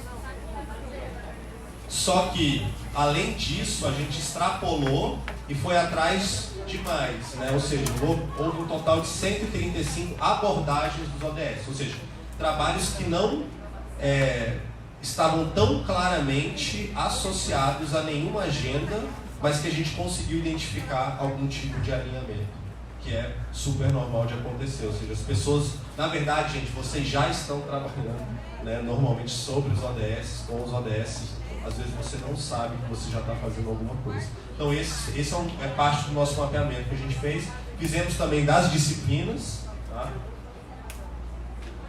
88, 50, 6, 48, sendo que na verdade a gente identificou 433 disciplinas com algum tipo de abordagem que tinha alguma interface com os ODS. A mesma coisa para os PIBICs, 315, mais ou menos nesse intervalo de tempo de 2015 para cá. Foi esse espaço a mostrar o que a gente pegou. Aqui, algumas das atividades que a gente realizou. Aqui da esquerda para a direita aqui. Então, semanas universitárias, desde que a gente começou lá, a gente está na 4ª edição dos diálogos dos ODS. Conectamos com uma iniciativa específica de universidades promotoras da saúde, trabalhamos na marcha dos prefeitos durante 2 anos, fazemos parte da rede ODS Brasil, que é de uma colega, Patrícia Menezes, lá de Barcarena, e temos um trabalho específico na escola do Itapuã, que é essa região mais vulnerabilizada do entorno do Distrito Federal. Semana universitária, semana de ciência e tecnologia, é uma excelente oportunidade para você conseguir recursos, por exemplo, e fazer alguma ação voltada para os ODS. Aqui os nossos alunos, extensionistas e PIBIC. Fizemos uma incursão em massa para o principal evento nosso da Associação Brasileira de Relações Internacionais. Nós levamos 9 alunas e alunos, 9. Uma coisa que nunca tinha acontecido antes, para apresentar trabalho no nosso principal evento. Então foram apresentar o pôster, o principal evento nosso, que é uma coisa realmente de você criar essa dinâmica de engajamento. E aqui foi a última loucura que a gente fez, que a gente batizou de PODs. Palhaçaria pelos ODS. A gente trouxe 3 palhaços, um doutorando, uma mestra e um doutor em Relações Internacionais, que são palhaços das horas vagas, são palhaços. Todos lá da Universidade Federal e Estadual da Paraíba, e vieram dar pra gente já fizeram 2 oficinas. Essa foi a primeira oficina de palhaçaria. A ideia, na verdade, gente, era mudar um pouco, trazer ferramentas novas pra gente chegar nas escolas, né? Então a ideia era um pouco essa. Então o Paulo, a Suerda e o Luiz, eles vieram e tivemos lá 3, 4 dias intensos de oficina de palhaçaria. E aqui é o último dia onde a gente foi para a Feira da Ceilândia também, uma região um pouco mais relativamente vulnerabilizada de Brasília, onde a gente foi fazer uma dinâmica, né, colocar em prática um pouco daquilo que a gente tinha aprendido, né, nessa oficina de palhaçaria. A ideia era fortalecer a nossa chegada nas escolas com uma pedagogia um pouco mais forte. Temos esse evento, essa extensão ODS nas escolas, e temos articulado no parlamento, que é algo fundamental. Então a agenda está sempre em risco, né? Então o cara bateu a cabeça lá e aí ele falou que ele ia sustar a agenda, né? Se fosse possível fazer isso, o Brasil assume um compromisso internacional, aí o parlamentar se diz professor, né? Não deveria estar aqui. Vitório Galho, do PSL, pede a sustação da Agenda 2030 ONU, né? Que formulam políticas que estimulam a adoção dos objetivos de desenvolvimento sustentável, blá blá blá blá blá. Ou seja, o cara é contra a erradicação da pobreza, contra o crescimento econômico, contra a sustentabilidade. Então assim, o cara propôs essa maluquice só para te falar o seguinte, que existem os obstáculos e as resistências, tá? É óbvio que isso aqui, essa maluquice não foi para frente. O que foi para frente foi a nossa reação. Diante desse fato, a gente reagiu como comunidade e como universidade, e aí a gente participou de uma audiência pública que depois incentivou e mobilizou os parlamentares para a recriação da frente parlamentar pelos ODS. Então está recriada a frente, e a frente é justamente o lugar que a gente tem hoje no parlamento brasileiro para tentar fazer avançar a agenda. E é fundamental essa articulação política dentro do município, dentro do estado, tá? Infelizmente a gente depende de recursos, depende de apoio político, então é fundamental encontrar um ou dois parlamentares sensíveis à agenda que podem nos ajudar a fazer a agenda avançar. E aí, por fim, eu acho que é importante a gente pensar sempre nesses termos, né? Num mundo que está sendo governado pelos ODS até 2030, né? Eu acho que é fundamental a gente se perguntar o que a gente realmente quer fazer, como que a gente quer fazer para impactar, transformar, né? Então é mais uma reflexão pessoal do nosso lugar no mundo e de como que a gente pode fazer a diferença e usar a agenda a favor. Eu acho que é bem possível, né? Mas a gente não vai fazer sozinho, tá? Essa é a tônica, né? A gente precisa de parcerias, né? Então, uma forma de comunicar é justamente a gente, né, tentar trabalhar juntos, né? Juntos e juntas a gente vai conseguir, né, os meios de implementação necessários para fazer a agenda avançar, né? Então essa é uma das plaquinhas que o grupo criou, por exemplo, o GT, tem de todos os ODS, é uma das formas que a gente encontrou, por exemplo, para onde a gente vai, a gente leva as plaquinhas para poder falar, né, que a gente está apoiando. Tem o da educação, obviamente, eu tive que trazer, professor. Mas eu achei que, na verdade, era muito oportuno mostrar para vocês o 17, porque sozinhos a gente não vai conseguir. Só se a gente trabalhar juntos, em rede, se a gente conseguir perceber a potência da agenda para aquilo que a gente já faz, né? Eu acho que basicamente é isso. Agradecer demais a oportunidade de estar aqui, meus contatos, né? Estou super à disposição, né? Eu acho que juntos e em rede a gente vai conseguir avançar. Obrigado, gente. Obrigado.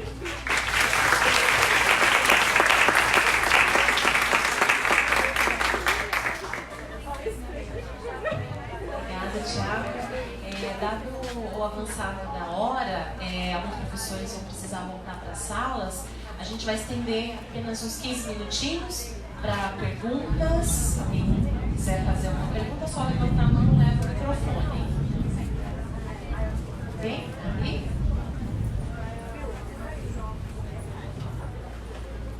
Boa noite. Sobre os indicadores, o que as instituições privadas fazem entra ou é só o que os públicos e o governo faz? Por exemplo, eu tenho uma empresa, na verdade é uma rede, daí tem uma escola do lado e eu ajudo eles nos projetos, financeiramente, etc. Isso ajuda, por exemplo, e entra nos relatórios, nos indicadores, ou que as instituições privadas fazem não entra? Eu acho que, não, tecnicamente entra, né? A pergunta a saber é quem que desenhou o indicador, com qual propósito, né, que tipo de medição que você quer fazer. E esse, na verdade, é um dos desafios, porque alguns dos indicadores não conseguem, talvez, alcançar esse tipo de manifestação. Por exemplo, não esse particular que você está falando, porque isso já é uma coisa mais comum. Você já tem marcos legais que, por exemplo, te possibilitam você, como empresa, ajudar a sociedade. Então, existe esse marco legal, então provavelmente os indicadores já conseguem identificar isso. Agora, tem outras coisas que a gente faz como sociedade para ajudar o restante da sociedade que não conseguem, por exemplo, ser capturado pelos indicadores. Aí é um desafio nosso de propor indicadores, né, de repensar os indicadores que já existem, de refletir, porque o indicador, ele não é um número. O indicador é um conceito criado por alguém, para alguém, com algum propósito. Então essa é a discussão política que a gente tem, né? Particularmente aí a gente teria que ver, né, caso a caso, por exemplo, meta a meta, identificar quais são os indicadores que existem, que não existem, né, que se referem ao que, etc. Né? Aí é um esforço de ir, né, garimpar cada um dos objetivos e cada uma das metas.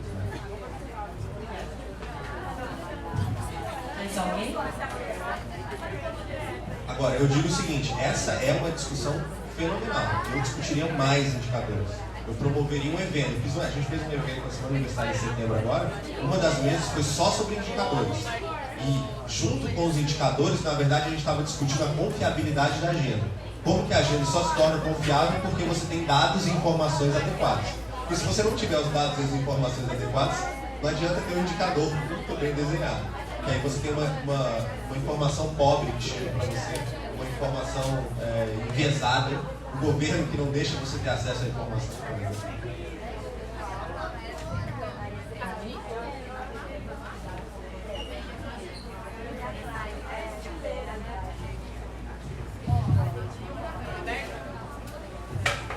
Olá, muito obrigado pela palestra. Eu só pude ficar um pedacinho, estava apresentando trabalho, mas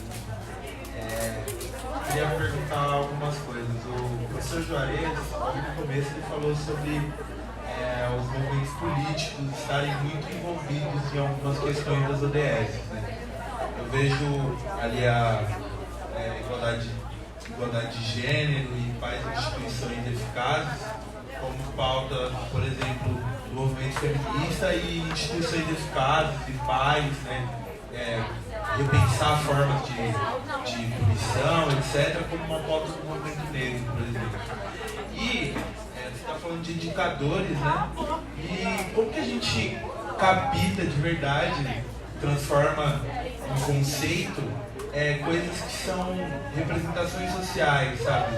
De como as coisas estão sendo resolvidas. Por exemplo, sei lá, o movimento negro faz uma intervenção e ele consegue alcançar algumas pessoas ali para falar sobre anticárcere, para falar sobre sistema punitivista, etc.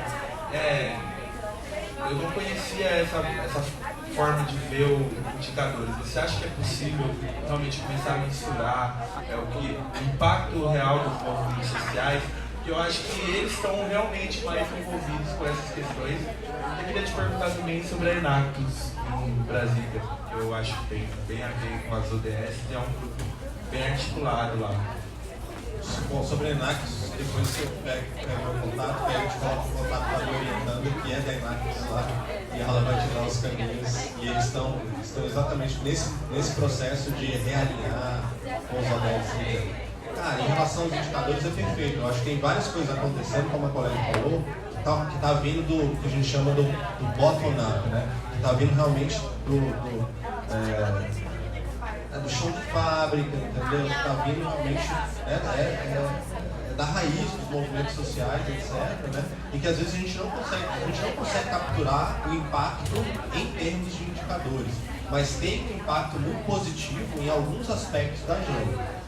Então, eu diria que por isso que esse esforço nosso, tudo converge para a gente criar o 18º objetivo, que poderia ser a igualdade racial, e a gente fazer um experimento de propor, por exemplo, metas que tivessem algum tipo de interface com isso que você está colocando, que é um pouco do consenso que a gente está discutindo, e pensar em indicadores para isso.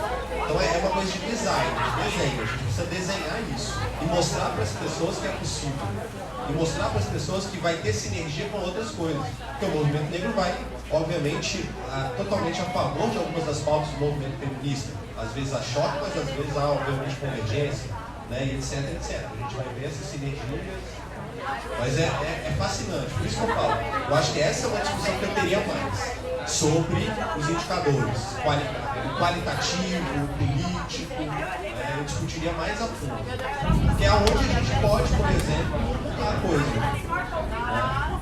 Porque se você pega alguns índices e indicadores globais, cara, eles são danosos. Né? IDH, por exemplo, né? Representa o quê? Não representa nada, absolutamente nada. A nossa realidade não é nada. Né? Então, assim, é uma discussão que a gente pode se apropriar. Né? Pode ser. Por isso que eu vejo um potencial enorme na discussão sobre indicadores. Eu acho que eles têm que ser socialmente determinados. Socialmente determinados.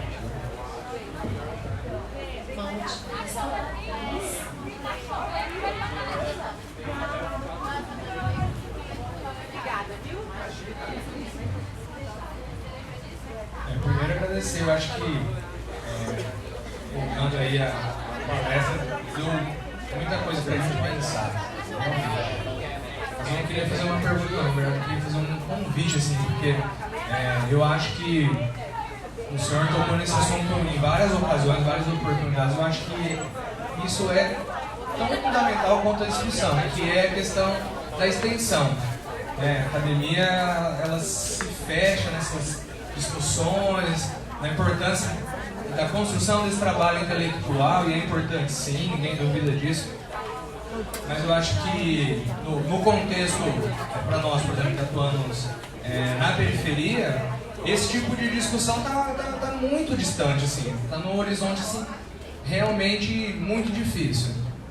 Então, não queria ser a pessoa que ia terminar a palestra com esse climão, mas eu queria convidar a universidade a ajudar a construir lá na periferia, porque lá a gente ainda está engatinhando em tudo isso, e a impressão que as pessoas têm, acho que parte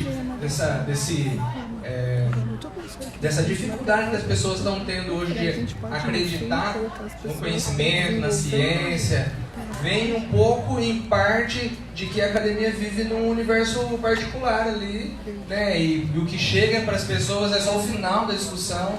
É muito difícil dizer que essa é a principal causa de que em pleno século XXI as pessoas estão acreditando que a Terra é plana. Não acho que seja isso, mas eu acho que isso ajuda a entender o contexto. A gente que trabalha lá na Casa do Hip Hop tenta fazer o trabalho de democratização das informações, tenta fazer as coisas chegarem lá, mas é muito difícil, porque todas as vezes que a gente tenta estabelecer esse debate, o que a gente ouve do nosso público-alvo é que, nossa, a gente tem tantas demandas que são essenciais para a nossa existência, a gente está lutando para conseguir não ser assassinado pela polícia, a gente está lutando para conseguir o nosso espaço na universidade pública, e quando eu vejo essas 17 metas, muitas delas vão muito de encontro com o que a gente está tentando fazer, mas a gente não conhece o jeito de fazer, porque a nossa experiência a gente tenta fazer e aquilo que dá certo a gente replica, aquilo que não dá certo a gente cancela. Eu penso que se tivesse de verdade um projeto que tivesse os caminhos, que nos ensinasse de repente os atalhos, a gente talvez pudesse ser mais bem sucedido na implantação dessas ODS aí. Eu só concordo e na verdade já me coloco totalmente à disposição, né, para ajudar a desenhar o projeto, a gente colocar em contato com o nosso movimento lá em Brasília, que é muito forte também em relação, pode ser o movimento hip hop, das jovens meninas negras, né? A gente tem o LACRE, que é o nosso laboratório afrocentrado em relações internacionais, super bacana. Então, acho que tem toda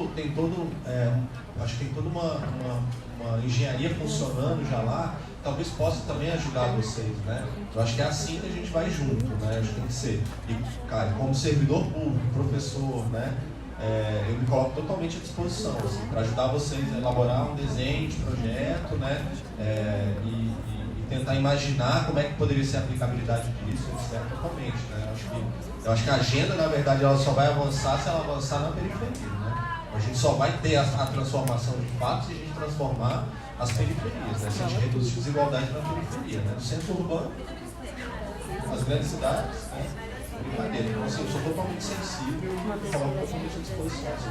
Fico muito feliz, na verdade, só para externalizar, assim, de estar aqui e poder compartilhar com vocês o que eu estou fazendo, mas voltar para Brasília também com tudo que eu ouvi de feedback, todo o aprendizado, né? E eu acho que tentar, eu acho que a gente precisa criar mais os laços, né? Também, assim, né? Fortalecer mais os laços, caminhar juntos, institucionalmente como pessoas, né? A gente está muito nessa coisa dos WhatsApps, não sei o que tem distanciado muitas pessoas umas das outras, né? Então, ter um contato assim com vocês eu acho fundamental, né? Então, eu acho que é isso que vai, né, motivando a gente a dar continuidade também, né? Eu já tinha encerrado meu semestre depois da semana universitária em setembro lá em Brasília, eu já não tinha mais condição de viver, não estava mais vivendo. Aí me jogaram numa viagem lá para o sul, eu saí completamente assim, reenergizado, porque os caras compraram a ideia da rede e falaram assim, não, nós vamos fazer, etc, né?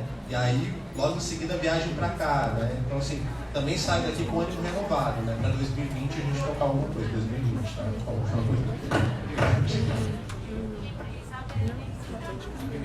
comentário, né? A universidade pública, se a gente pegar o Unesco, é extremamente nova, 76 para cá, comparar com outras universidades do mundo. E ela, recentemente, ela aderiu ao sistema de reserva de vagas. Então, tem chegado pessoas, né, que são muito pobres, né, negros, pardos e índios na universidade. 50% de escola pública, dentro de 50, 35%, dentro do Vale do Rio. Mas o que você coloca, assim, na verdade, coloca muitos desafios para nós, né? Eu acho que assim, a universidade vai resolver todo o problema do mundo, né? Mas está no caminho, mas é muito nova. Você pensar que a instituição é novíssima, né? 75 para cá, muito nova. E tem problematizado, tem dado contribuições. Podia dar mais, podia articular mais. Também acho, né? Concordo com isso totalmente. Mas também não jogaria tudo no lixo, né? Porque esse é o problema, né? Eu defendo a instituição, defendo a universidade como espaço do debate, espaço franco do debate aqui, né? E aí, franco, de você dizer que talvez isso não chegue na periferia. É legal desafiar também. Como é que chegaria, né? Quais desafios nossos aqui como professores, como estudantes que estão sendo provocados aqui, que universidade cada um aqui, né, pensa que entrou e qual a nossa devolução, sei lá qual termo que a gente vai usar, né? Não tem tudo isso, né? Qual o nosso compromisso social, né? Então, assim, eu acho que são essas questões. Não dá para resolver tudo, mas eu acho que a universidade contribui bastante. E a extensão universitária, eu conheço porque lidei com isso por muito tempo, a extensão universitária não é transferência de conhecimento, não é isso. Não se pensa mais assim. Mas, ao mesmo tempo, não podemos jogar aqui o conhecimento da universidade não produz alguma coisa que tem um efeito, né? Que tem, o professor até desafiou aqui, eu tento produzir mais pesquisas sobre cada um. A gente está chamando de ODS aqui, mas que é uma boa oportunidade para pensar em erradicar a fome, né? Poxa, podemos ser a ONU falando sobre isso, a gente podia ter essa bandeira independente disso, né? Mas parece que quando você olha lá os ODS, que fazem muito sentido, né? Olhando para a nossa sociedade muito desigual, muito excludente, né? Eu acho que tem desafios, mas ainda divulgo um papel central da universidade nesse processo de discussão qualificada. Claro, se engajar cada vez mais, tem razão, né? Como fazer isso? Acho que a gente tem que aprender também um pouco, né? Mas já fazemos muito, né? Mas tem mais a fazer, tem razão mesmo, né? Então, desculpa me interromper aqui, mas eu acho que você não pode ficar também em clima de que a universidade não cumpre o seu papel, porque ela cumpre sim, ela produz pesquisa qualificada, produz bons profissionais. Esperamos que cada um aqui que ouve e que debate cada um desses temas e que se envolvam com essa discussão tenha um compromisso social, né, forte, né, e tem a ação nossa. A gente precisa mais. Só que assim, nós, professor, a extensão na universidade, ela ficou um pouquinho comprometida em momentos de crise, né? Quando você não tem investimento, a coisa é mais difícil, né? Porque buscar para fazer, dependendo da área, não dá para fazer muita coisa em dinheiro. Né? Vocês vão ser criativos. Não, a criatividade tem um limite. Tem uma hora que você tem dinheiro, né? Por exemplo, um dos cursos da nossa faculdade como arquitetura. Não dá para ter criatividade sem investimento para fazer uma obra, não tem jeito. Eu já construí lá o espaço do hip hop, eu acompanhei lá a construção dos bairros. Então você tem investimento. Então, nós estamos no momento que os investimentos diminuíram muito, né? Isso ajudou um pouquinho essas ações também. Né? Mas sem dúvida, acho que a provocação que você faz é fundamental para todos nós aqui, né? Qual é a universidade que nós desenhamos para o futuro? E eu considero, não poderia ser diferente, indispensável ao desenvolvimento do Estado, à nossa cultura, às universidades, que elas devem se transformar, mas se manter como polo de conhecimento e pesquisa e, claro, tem que se interagir, tem que ter essa relação, não mais como alguém que leva o conhecimento e ilumina tudo, mas tem um papel decisivo aí nesse processo. Né?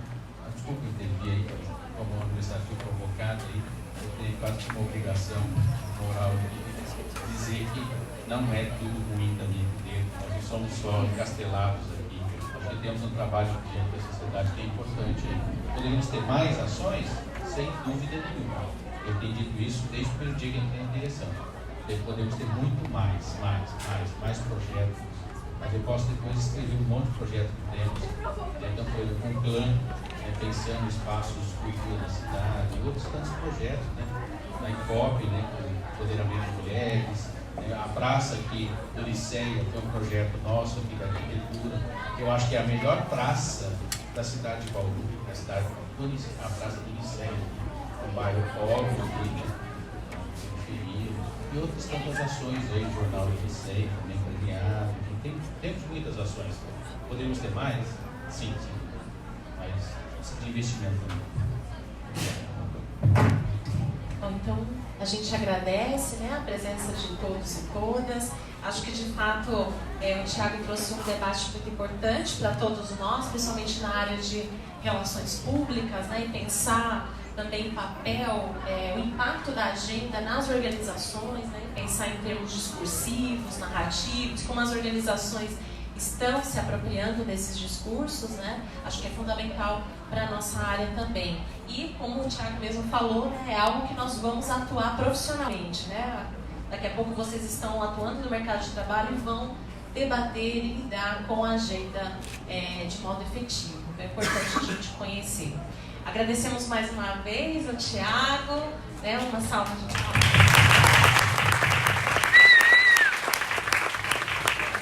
Vamos ficar em contato. Acho que é um momento estratégico até para a nossa universidade, né? Estamos discutindo o nosso PDI, né? O nosso planejamento para o desenvolvimento institucional, então é importante a gente pensar também nesse alinhamento.